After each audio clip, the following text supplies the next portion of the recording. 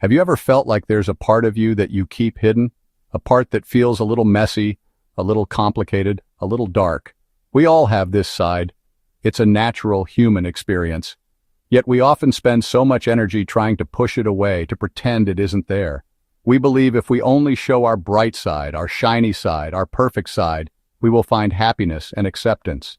But what if true peace or unshakable discipline don't come from hiding? What if they come from bravely facing the parts of yourself you were taught to fear?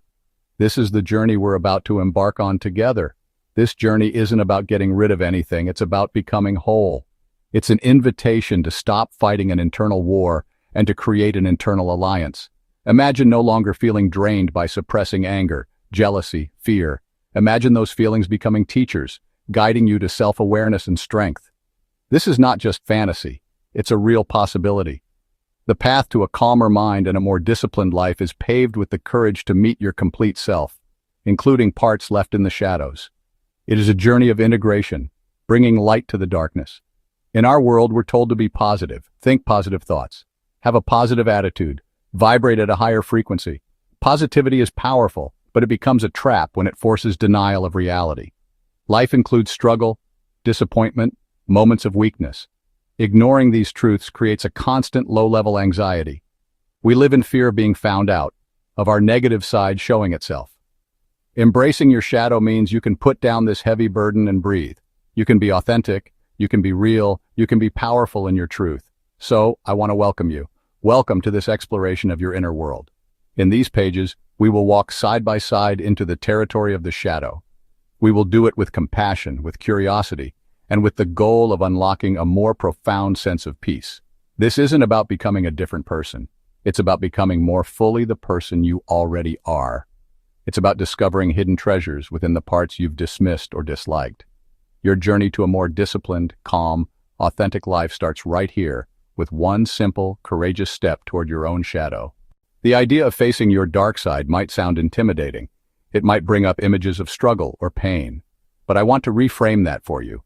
Think of it not as a battle, but as a discovery. The shadow is simply the home of your untapped potential. It holds the keys to strengths you never knew you had. Why do we avoid it? We avoid it because from a very young age, we are taught to be good. We are rewarded for being polite. We are rewarded for being happy. We are rewarded for being agreeable. We are corrected when we are angry. We are corrected when we are sad. We are corrected when we are selfish. So we learn to tuck those less desirable traits away, deep inside, where no one can see them. We create a shadow. But here's the promise.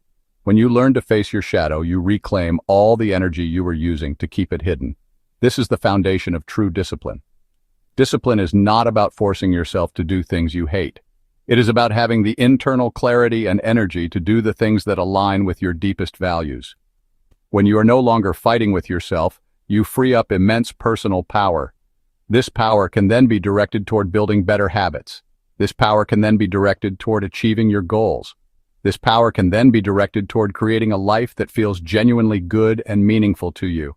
Not just one that looks good on the outside. This journey toward the shadow is also the most direct path to mental calm. The anxiety and restlessness many of us feel every day often come from the parts of us that are crying out for attention. That nagging feeling of not being good enough. It might be your shadow, holding on to a past failure it needs you to learn from.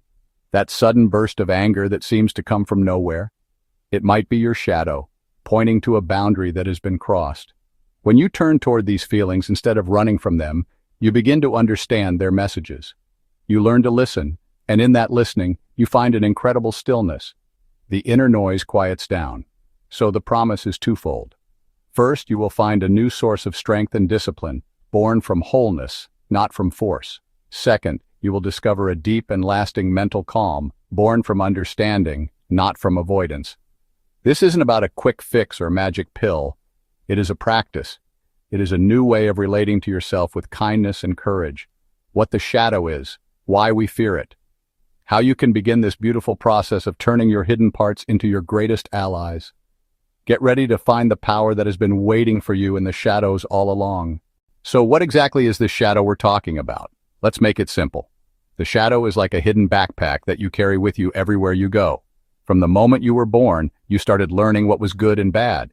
When you were praised for being quiet, you learned that being quiet is good. When you were told off for being loud, you learned that being loud is bad. So you took that loud part of yourself and tucked it away into the backpack. You did the same with your anger, your jealousy, your laziness, your fear, any part of you that didn't get applause. The shadow is simply the collection of all the parts of yourself that you have disowned, denied, or repressed because you believed they were unacceptable. Disowned, denied, repressed. It is not evil, it is just ignored. This backpack isn't just filled with negative traits. It can also hold your hidden strengths.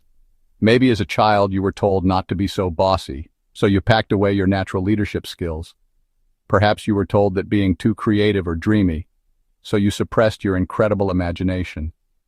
The shadow, therefore, contains a mix of everything we've been taught to hide in order to fit in and be loved. Think of your life as a house.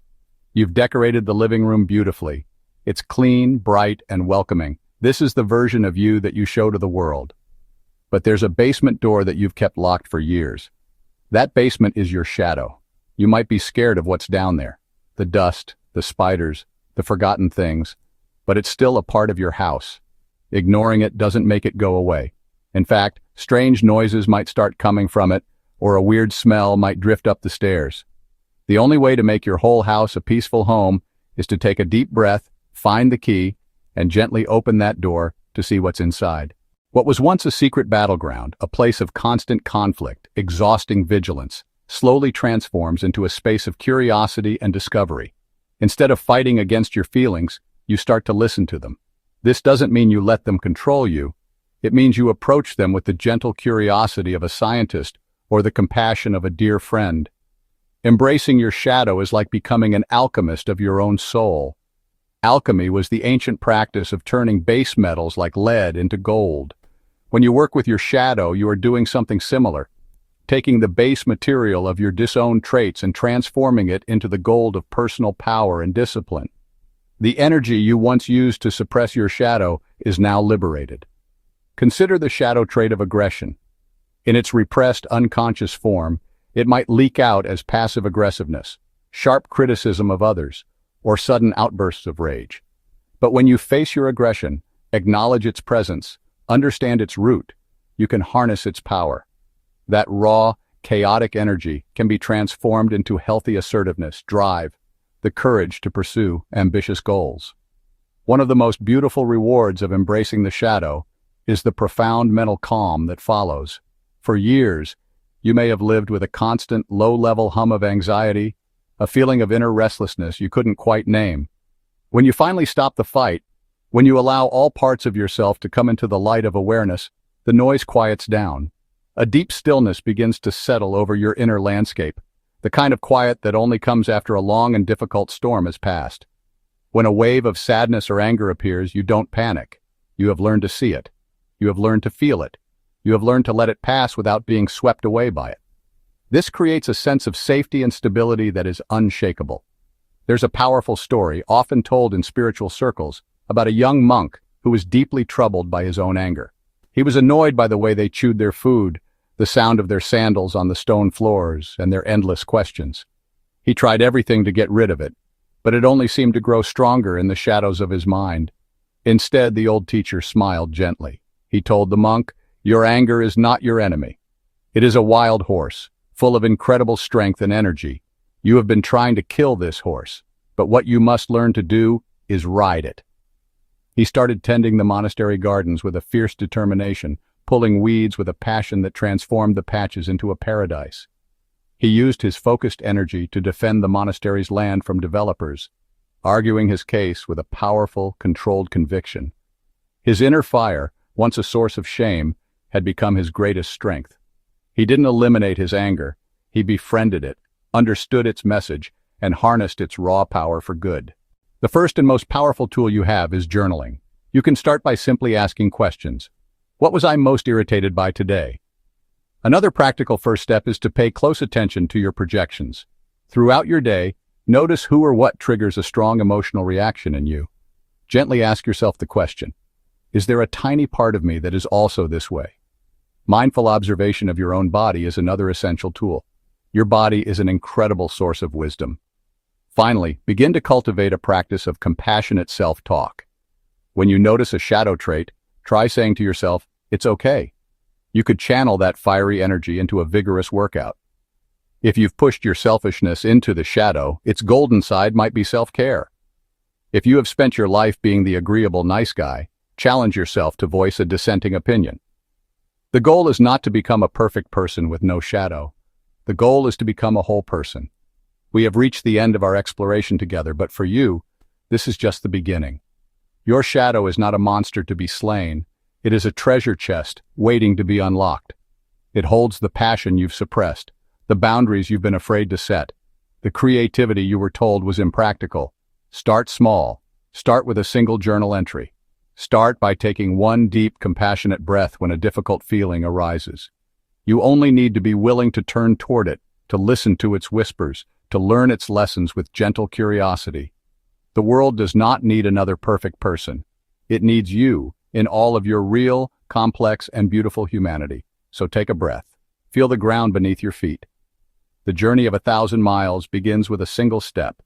Face your shadow, and you will find your power. The path is open. Begin.